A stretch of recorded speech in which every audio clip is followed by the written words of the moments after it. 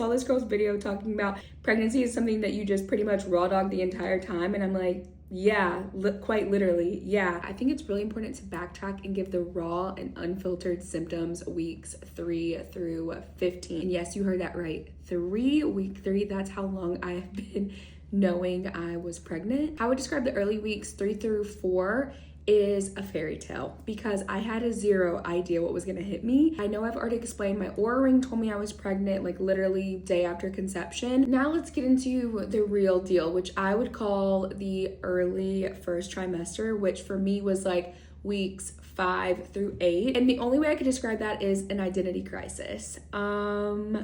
That was rough. That was so rough. I experienced nausea every morning, like true morning sickness. I was extremely tired. And if you've been following me for quite some time, then you know I'm very much a routine girly. I was a 5 a.m. routine girly. I'd be really intentional with my day. And so that's why I struggled the most with the identity crisis aspect, because I was sat down humbly so quick, experiencing constipation. It's extremely painful, very common now that I know. I ordered these fiber gummies on Amazon, started taking these, and these did help me to regulate and stay regular weeks 9 through 12. Once I started getting my medicine, I was no longer sick, which was really nice. I did start to gain a little bit more energy, but I was still overall pretty fatigued. In this period though, that's where my headaches started, and I saw a lot of comments about magnesium. I do take that every day.